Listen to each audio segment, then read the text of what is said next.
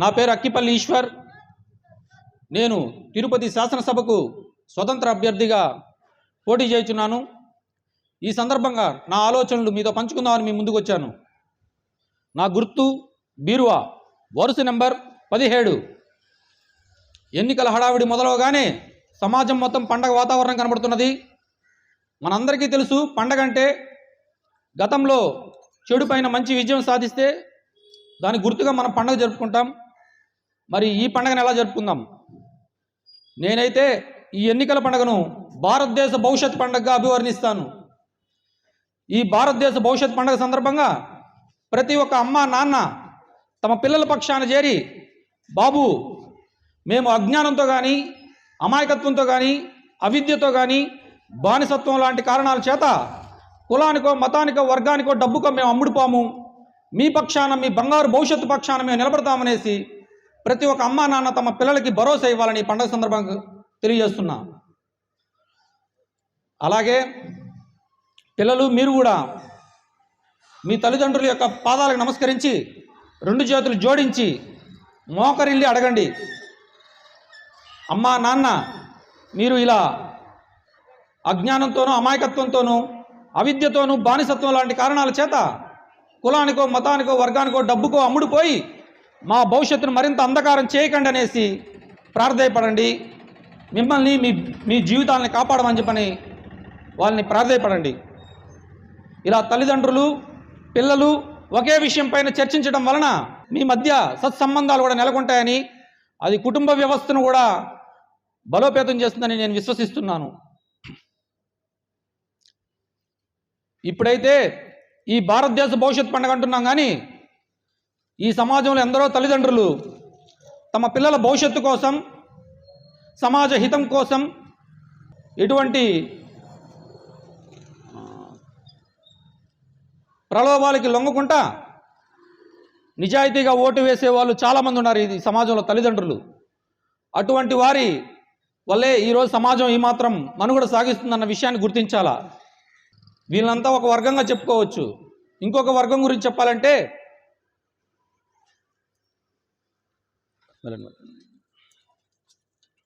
మామూలుగా మనం పేపర్లోను, టీవీలోను, సోషల్ మీడియాలోను చూస్తుంటాం అనమాట. కొంతమంది దొంగలు వచ్చి పిల్లల్ని ఎత్తుకెళ్ళిపోతూ ఉంటారు. అటువంటి కథనాలు, అటువంటి స్టోరీసు, అటువంటి వీడియోస్ చూసినప్పుడు సమాజంలో చాలామంది అయ్యో సమాజం ఏమైంది ఇలా అయిపోతుంది అనేసి బాధపడుతూ ఉంటారు. కానీ ఇలా బాధపడ్డ వారే ఈ ఎలక్షన్ పాయింట్ ఆఫ్ వ్యూ కాడికి వచ్చే కాడికి ఏదో ఒక ప్రలోభాలకి లొంగిపోయి ఓటు నమ్ముకునేస్తూ ఉంటారు.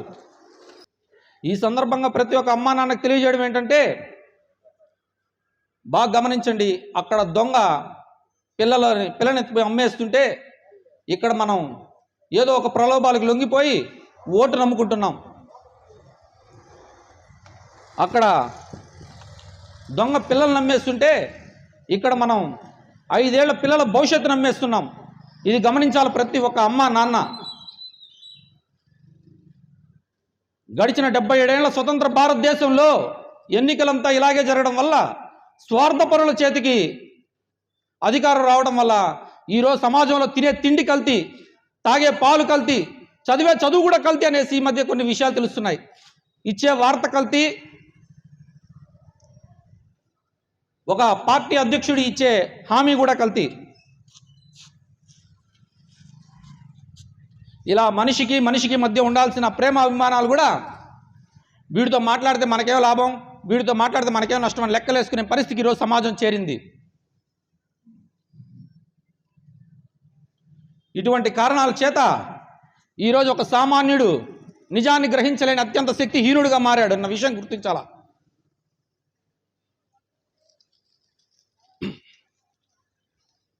మరి నిజం చెప్పడానికే కదా ఈ మీడియాలు ఉన్నాయంటున్నారా?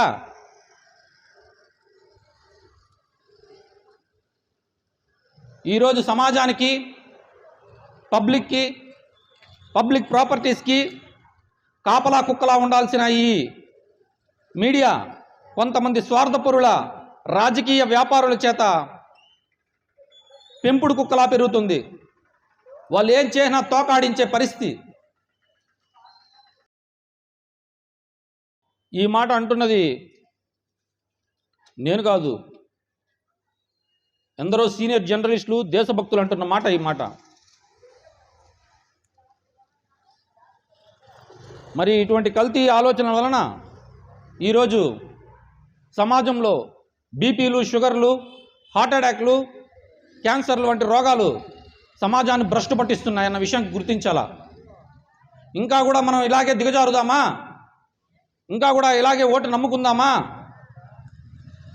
మొన్న కరోనాలా మళ్ళా మన ముందుకు వచ్చిందంటే మన కుటుంబ సభ్యులు కావచ్చు, మనకున్న అరాకొర ఆస్తులు కావచ్చు, ఇలా ఆవిరైపోయే పరిస్థితి ఉంది.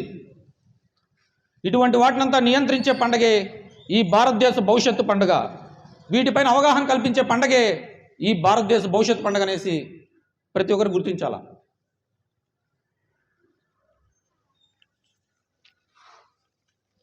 ఈరోజు అన్ని రాజకీయ పార్టీలు కులానికో, మతానికో, వర్గానికో ఎప్పుడో గేలాలు వేసారు. ప్రజలకందరికీ గేలాలు పెద్ద పెద్ద వలలు వేసే పరిస్థితి. ఈరోజు ఏ ఇద్దరు కలిసి మాట్లాడినా ఆ పార్టీ ఇలా, ఈ పార్టీ ఇలా అని చెప్పే పరిస్థితి. అంతలా వాళ్ళలో తగులుకుపోయినాయి. ఇక మిగిలిండేది ఆఖరి 3 రోజులు బ్లాక్ మార్కెట్లో ఓట్లు కొనడమే మిగిలిండేది. దాని కోట్లానికి కోట్లు డబ్బులు పోసి విజయాన్ని కూడా కొనుక్కునే పరిస్థితి ఉంది. అలా విజయాన్ని కొనుక్కున్న మరుక్షణం నుండి అనంతమైన అవినీతి ఆలోచనలతో ఈ దేశాన్ని లూటీ చేస్తున్నారు. దేశ ద్రోహం చేసినా కూడా సరే డబ్బులు సంపాదించాలనే పరిస్థితిలో ఉన్నారు వీళ్ళు. మరి అటువంటి డబ్బునే మళ్ళా వచ్చే ఎన్నికల్లో పెట్టుబడిగా పెట్టి మనిషికి 1000-2000 గిఫ్ట్లో, బహుమానాలు అంటూ ఇచ్చి ఓట్లు కొనుక్కునే పరిస్థితి.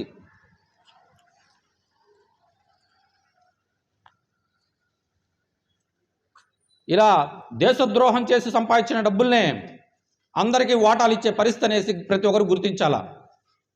ఆశ్చర్యకరమైన విషయం ఏంటంటే ఈరోజు సమాజంలో చాలామంది ఈ గిఫ్ట్లు రాలేదని, ఈ డబ్బులు రాలేదనే, ఈ బహుమానాలు రాలేదనేసి చింతించే పరిస్థితి కనబడుతోంది. ఈరోజు మొన్న జరిగిన తెలంగాణ ఎన్నికల్లో ఓటు ఇవ్వలేదనేసి, ఓటుకి డబ్బు ఇవ్వలేదనేసి బహిరంగానే ఓటుని నిర్లక్ష్యం చేయడం మనం చూస్తున్నాం.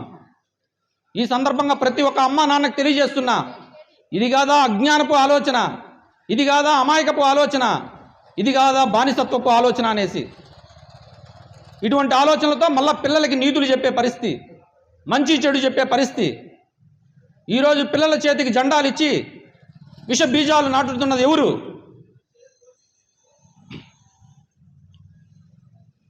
ఇటువంటి కల్తీ ఆలోచనలతో పిల్లలు పెరగడం వల్లనే ఈరోజు ఒక్క హైదరాబాద్లో మాత్రమే 500కు పైగా వృద్ధాశ్రమాలు ఉన్నాయన్న విషయం ప్రతి ఒక్కరు గుర్తించాలా.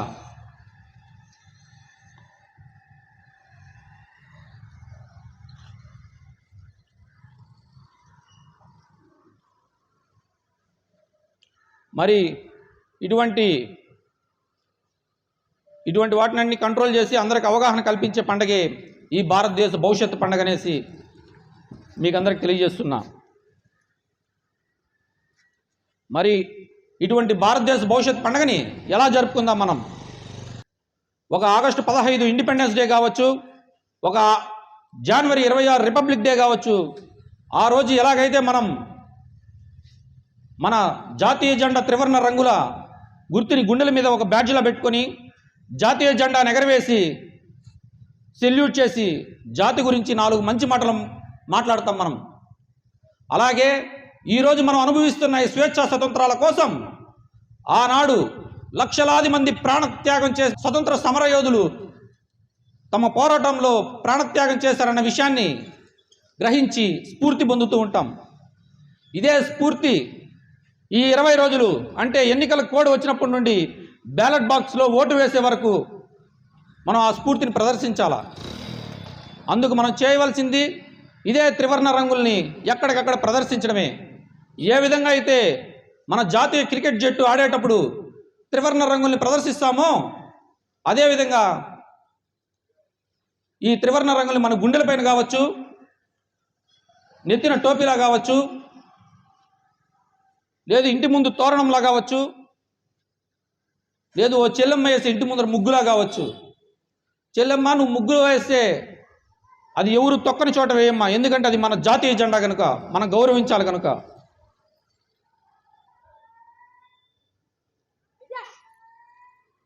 ఇలా ఎక్కడికక్కడ మన జాతీయ జెండా త్రివర్ణ రంగుల్ని ప్రదర్శిస్తూ మన వైఖరిని ఈ సమాజానికి తెలియజేయాలా. ఎందుకంటే ఈ సమాజంలో కళ్ళున్న గుడ్డి వాళ్ళు, చెవులున్న చెవిటి వాళ్ళు చాలామంది ఉన్నారు. ఈ జాతీయ జెండా ప్రదర్శనతో వాళ్ళ కళ్ళకి అడ్డుగా ఉన్న మబ్బులు తొలగిపోయేలా, వాళ్ళ చెవులకి తుప్పు పట్టినవి వదిలిపోయేలా వందే మాతరం నినాదంతో ఓటుని నిర్లక్ష్యం చేయొద్దు, ఓటుని అమ్ముకోవద్దనే నినాదాలతో ప్రతి ఒక్కరూ ప్రదర్శించాలా.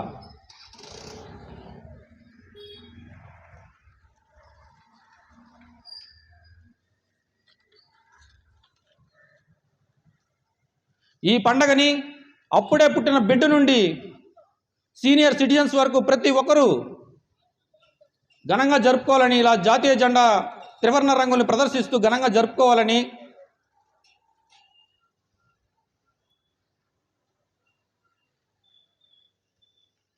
అందరికీ తెలియజేస్తున్నా. ఏ విధంగా అయితే పింగళి వెంకయ్య గారు జాతీయ జెండాను సృష్టించి జాతికి అంకితం చేశారో, మనం కూడా ఈ భారతదేశ భవిష్యత్తు పండుగని ఘనంగా జరుపుకొని అతి పెద్ద ప్రజా సంస్కరణగా ఈ జాతికి అంకితం చేయాలనేసి ప్రతి ఒక్కరికి తెలియజేస్తున్నా. ఈ భారతదేశ భవిష్యత్తు పండుగ కేవలం తిరుపతి వరకు, ఆంధ్రప్రదేశ్ వరకు, తెలుగువారి వరకు కాదని యావత్ భారతదేశం ఘనంగా జరుపుకోవాల్సిన పండుగ అనేసి అందరికీ తెలియజేస్తున్నా. ఇలా ఈ భారతదేశ భవిష్యత్తు పండుగను ఘనంగా జరుపుకోవడం వలన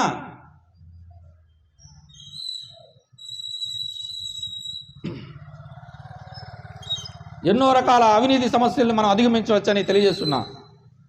ఎక్కడ ఎన్నికలు జరిగినా, ఎప్పుడు ఎన్నికలు జరిగినా అక్కడంతా ఈ భారతదేశ భవిష్యత్తు పండుగని జరుపుకోవడం వలన గవర్నమెంట్లో ఉండే ఉద్యోగస్తులు కావచ్చు, అధికారులు కావచ్చు, అధికార పార్టీ నాయకులు కావచ్చు, అవినీతి చేయాలంటే భయపడే పరిస్థితి వస్తుందని ప్రతి ఒక్కరికి తెలియజేస్తున్నా.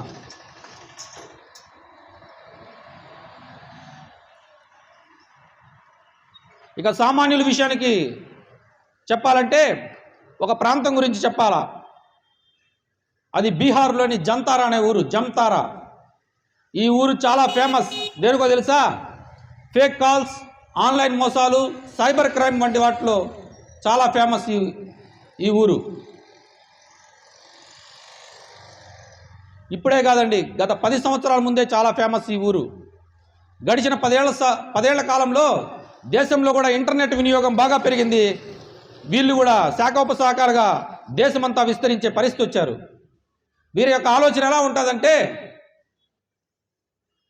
ఒక అన్యాయం చేయడమే అభివృద్ధిలాగా, ఓ తప్పటడిగే గొప్ప అడుగులాగా, ఓ కల్తీ ఆహారాన్ని అమృతంలాగా చెప్పే పరిస్థితి. వీళ్ళకి అవసరమైతే ఓ పనికిరాని చెత్త న్యూస్ను కూడా బంబాటం చేస్తూ బాగా అందరికీ హైలైట్ చేస్తారు. ఒక ఇంపార్టెంట్ న్యూస్ని కూడా వీళ్ళకి అడ్డంటే డౌన్ ప్లే చేసే పరిస్థితి.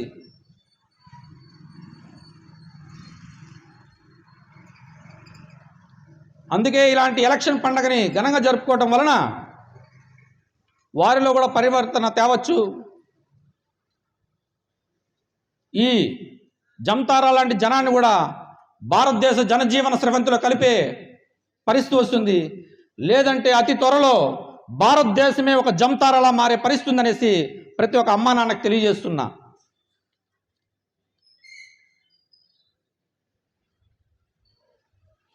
ఈరోజు సమాజంలో ఇటువంటి ఫేక్ గాళ్ళు, పెయిడ్ బ్యాచ్ వలన ఎంత పెద్ద అధికారి కావచ్చు, ఎంత మంచి వ్యక్తి అయినా కావచ్చు, ఎంత ఉన్నతమైన వ్యక్తి అయినా కావచ్చు, ఈరోజు సామాజిక అభద్రతా భావంలో ఉండే పరిస్థితి ఉంది. ఒక సామాన్యుడికి ఏం కావాలి? ఫుడ్ సెక్యూరిటీ కావాలి, హెల్త్ సెక్యూరిటీ కావాలి, సోషల్ సెక్యూరిటీ కావాలా? ఆహార భద్రత, ఆరోగ్య భద్రత, సామాజిక భద్రత. ఈరోజు పెరుగుతున్న రేట్లతో, జరుగుతున్న కల్తీలతో ఆహార భద్రతను కోల్పోతుంటే, ఇంకా కూడా ఠాగూర్ సినిమాలో లాగా చనిపోయిన వారికి ట్రీట్మెంట్ చేస్తూ దేశంలో అక్కడక్కడ వినబడుతూనే ఉంది. ఇక గవర్నమెంట్ హాస్పిటల్ అయితే అరాకొర వసతులతో మనం ఆరోగ్య అభద్రతా భావంలో కూడా ఉన్నాం. ఈరోజు సోషల్ సెక్యూరిటీ, సామాజిక భద్రత గురించి ఆలోచించామంటే ఒక్కసారి నేషనల్ క్రైమ్ రిపోర్ట్ని మీరు పరిశీలించాలా. ఈరోజు ఆడపిల్లలే కాదు, ఇంట్లో టాంచి బయట వెళ్ళినా ఎవరైనా కూడా సరే ఇంటికి వచ్చేంత వరకు అభద్రతా భావంలోనే ఉండే పరిస్థితి ఉంది.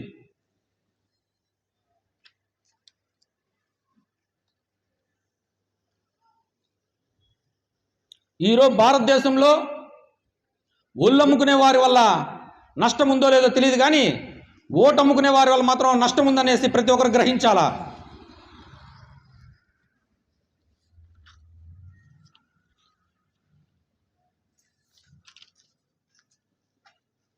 ఈరోజు దేశభక్తులు, విద్యావంతులు, మేధావులు చెప్పేది ఒకటే, మొట్టమొదటిగా మారాల్సింది ఓటు వేసే ఓటర్ అనేసి, ఓటర్లో పరివర్తన రావాలనేసి. ఎందుకంటే ఈ ఓటర్కి 500 1000 రూపాయలు ఇచ్చి వారిని మొట్టమొదటిగా అవినీతి పరులుగా చేసే పరిస్థితి ఉంది. ఇలా అవినీతి పునాదులు వేసి దాన్నే బూచిగా చూపించి ఈ దేశాన్ని లూటీ చేస్తున్నారు కొంతమంది స్వార్థ రాజకీయ నాయకులు.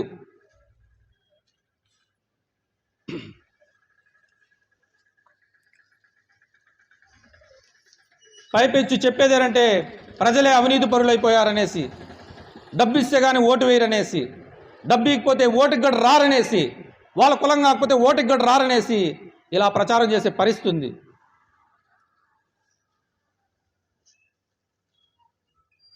ఈరోజు మనం వ్యక్తిగత స్వేచ్ఛ అంటూ అందరూ ఒంటరిగా ఉంటున్నా, దేశం అంటే మనమందరం ఒక్క చోట కలవాలని, దేశం పట్ల మన రెస్పాన్సిబిలిటీని చూపించాలని ఈ భారతదేశ భవిష్యత్ పండుగను మీ ముందుకు తీసుకొచ్చాం. ఇది ప్రతి ఒక్కరిలోనూ పెద్ద ఎత్తున సోషల్ రెస్పాన్సిబిలిటీని తీసుకురాగలదనేసి, అందువల్లే ఈ పండుగని మీ ముందుకు తీసుకొచ్చామనేసి మీకు తెలియజేస్తున్నా.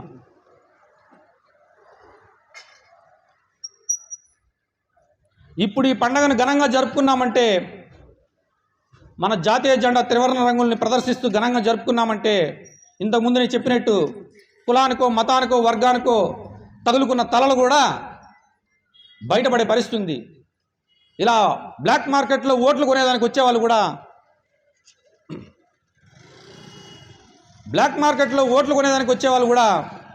భయపడే పరిస్థితి వస్తుంది. అయినా కూడా వస్తారండి వాళ్ళు.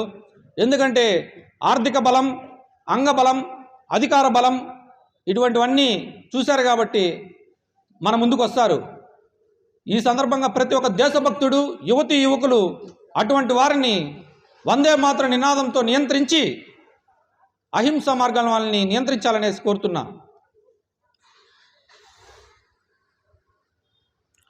అందుకు మనం చేయవలసింది ఇంకో పని ఏంటంటే, ఆఖరి 3 రోజులు ప్రతి ఒక్క యువతీ యువకుడు, దేశభక్తులందరూ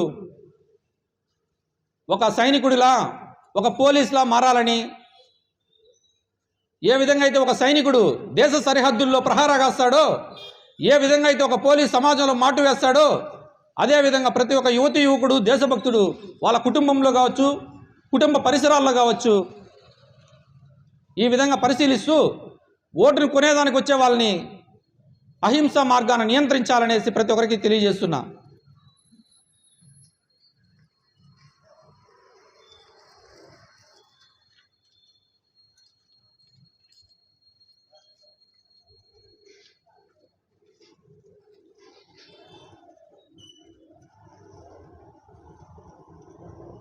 అలాగే ఇలా ఓటు కొనేవాళ్ళు మన దగ్గరకు వచ్చినప్పుడు మన కుటుంబ సభ్యులు కూడా అటువంటి వాళ్ళ ప్రలోభాల్లో గురి కాకుండా మీ తల్లిదండ్రుల్ని పాదాలకు నమస్కరించి 2 చేతులు జోడించి ప్రార్థయపడండి.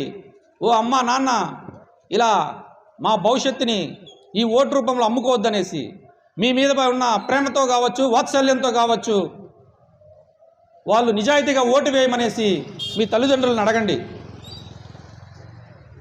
ఈ సందర్భంగా మీ అమ్మ నాన్నకు చెప్పండి, ఓటు నమ్ముకోకుండా ఎవరికైనా ఓటు వేయమని చెప్పండి.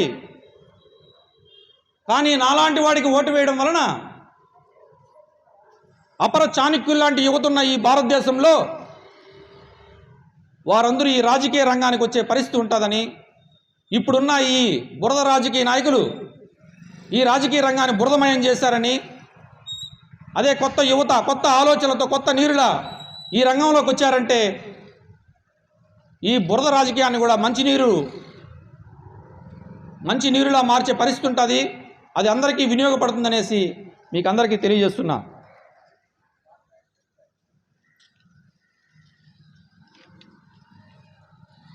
అందుకు పెద్ద ఎత్తున నాలాంటి వ్యక్తికి మీరు మద్దతు ఇవ్వాలనేసి తెలియజేస్తున్నా. ఈరోజు దేశంలో సరైన నాయకుడు, గొప్ప లీడర్ అంటే 1, 2, 3 అంటే ఏళ్ల మీద లెక్కేసే పరిస్థితి ఉంది. అదే నాలాంటి వాడికి మద్దతు ఇచ్చారంటే నాలాంటి వాడికి పడే ఒక్కొక్క ఓటు ఒక్కొక్క నాయకుడిని ఈ రాజకీయ రంగం వైపు నడిపిస్తుందని, వాళ్ళు స్థానిక సమస్యలతో పాటు దేశాన్ని బట్టి పీడిస్తున్న అనేక సమస్యలను కూడా పరిష్కరించి తమ సత్తాను ప్రదర్శించగలరనేసి తెలియజేస్తున్నా.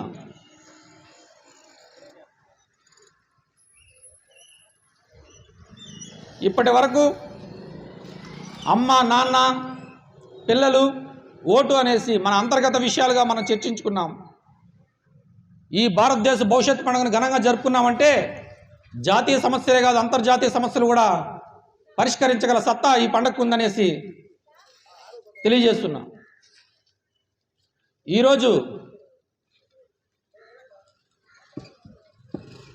ఈరోజు ప్రపంచంలో ఉన్న ఎన్నో దేశాలలో ఉన్న రాజకీయ విశ్లేషకులు అంటే పొలిటికల్ అనలిస్టులు అంటారు. ఈ పొలిటికల్ అనలిస్టులు చెప్పే అనాలిసిస్ ఏంటంటే భారతదేశం ఒక గొప్ప వరల్డ్ పవర్గా నిర్మాణం అవుతుందనేసి వాళ్ళ యొక్క అనాలిసిస్. ఇటువంటి అనాలిసిస్ని ఇంటర్నేషనల్ మానిటరింగ్ ఫండ్ వాళ్ళు కావచ్చు, యునైటెడ్ నేషన్స్ ఐక్యరాజ్య సమితి వాళ్ళు కావచ్చు, వరల్డ్ బ్యాంక్ వాళ్ళు కావచ్చు, ఇటువంటి వాళ్ళు కూడా కాదనలేని అనాలిసిస్ ఇది. ఎందుకంటే గడిచిన కొన్ని సంవత్సరాలుగా మన జీడిపి ప్రపంచంలోనే నెంబర్ 1గా ఉంది. ప్రపంచ ఆర్థిక శక్తిలో మనం 5వ స్థానంలో ఉన్నా అతి త్వరలో 3వ స్థానానికి రాబోతున్నాం. వీటికి అనేక కారణాలు ఉన్నాయి. అందులో ముఖ్యమైనవి దేశంలో ఈరోజు అత్యధిక జనాభా ఉండడం, అందులోనూ ఏ దేశంలోనూ లేనంత యువత మన దేశంలో ఉండడం, అతి పెద్ద మార్కెట్గా మన భారతదేశం ఉండడం. ఇంత పెద్ద మార్కెట్ని ఎవరు చూస్తూ ఊరుకోరుగా పెద్ద ఎత్తున ఫారిన్ డైరెక్ట్ ఇన్వెస్ట్మెంట్స్ ద్వారా పెద్ద ఎత్తున మన దేశంలో పెట్టుబడులు పెట్టారు, పెట్టబోతారు కూడా. ఇలా పెట్టిన వాటికి హైయెస్ట్ రిటర్న్స్ రావడం కూడా మనం చూస్తున్నాం. 10.9%తో ప్రపంచంలో ఏ దేశం ఈయనంత హైయెస్ట్ రిటర్న్స్ మన దేశం ఇస్తుంది.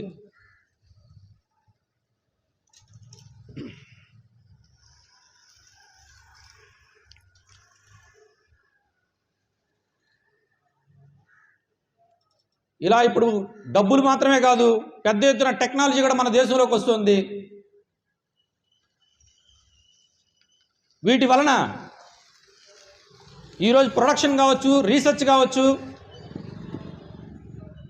స్పేస్ టెక్నాలజీ ఇలా ఎన్నో రంగాలలో మనం గణనీయమైన మార్పులను చూస్తున్నాం. ఓ తల్లిదండ్రులారా, ఈరోజు మనం మన పిల్లల పక్షాన్ని నిలబడ్డామంటే ఇటువంటి టెక్నాలజీలన్నింటినీ మన యువత భవిష్యత్ తరాలకు అందించగలరనేసి, ఈరోజు మనం మన పిల్లల పక్షాన్ని నిలబడ్డామంటే అది దేశం పక్షాన్ని నిలబడినట్టని, అందుకు మనం నిజాయితీగా ఓటు వేస్తే చాలనేసి తెలియజేస్తున్నా.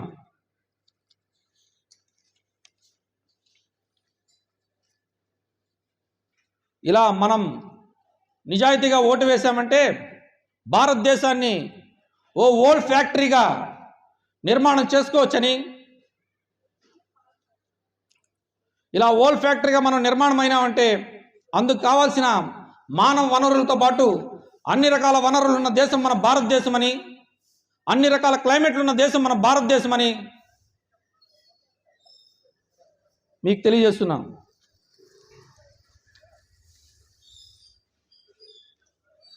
ఇలా వరల్డ్ ఫ్యాక్టరీ అయ్యామంటే పెద్ద ఎత్తున ఎక్స్పోర్ట్స్ పెంచుకొని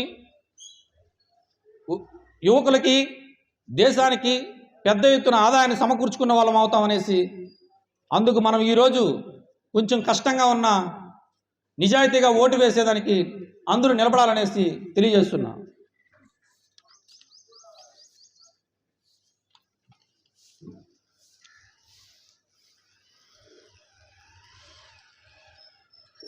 ఇలా మన దేశం పక్షాన వరల్డ్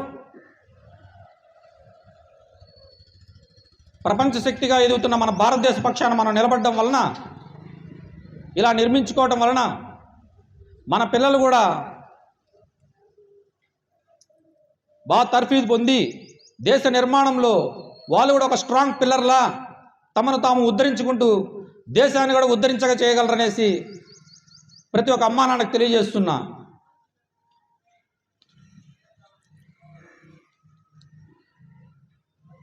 ఇలా మాకు నచ్చదండి, ఎవరు డబ్బులు ఇస్తే అక్కడ ఆ పార్టీ వాళ్ళు డబ్బులు ఇస్తున్నారు అక్కడికి పోతాము, ఇక్కడ ఈ పార్టీ వాళ్ళు డబ్బులు ఇస్తున్నారు ఇక్కడికి ఓటర్ స్లిప్లు ఎత్తుకొని పరిగెడతాము అని ఓట్లు అమ్ముకుంటే ఇలా అమ్ముడుపోయే వాళ్ళే మన దేశాన్ని నాశనం చేసే వాళ్ళకి కావాలి. ఎందుకంటే మన మధ్య కల్తీలు సృష్టించి కల్తీ ఆలోచనలు పెంచి దేశ ఎదుగుదలను కంట్రోల్ చేయడానికి, పైగా మన పిల్లలకు కూడా ఇలాంటి బానిసత్వము అజ్ఞానపు ఆలోచనలు ఇచ్చిన వాళ్ళం అవుతాం అనేసి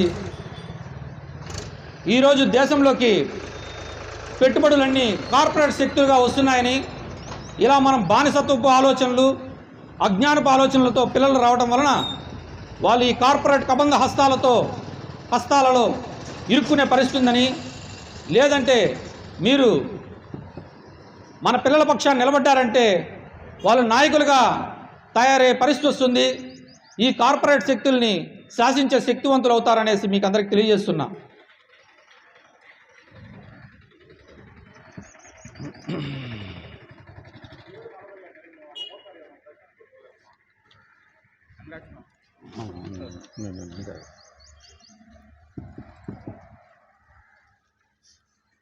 అందుకు ప్రతి ఒక్క అమ్మ నాన్న తమ పిల్లల ముందర కూర్చొని పిల్లలకి చెప్పండి, బాబు మనకు డబ్బులు ఉండొచ్చు ఉండకపోవచ్చు, కానీ మనం గుణానికి రాయల్ కింగ్స్ అనేసి కాలర్ ఎగరేసి చెప్పండి. అది అర్థం చేసుకున్న రోజున మీ పిల్లలు మీకు అవుతారు అది పెద్ద ఫ్యాన్స్, ముఖానికి రంగులు కొట్టుకునే వాళ్ళకి కాదు.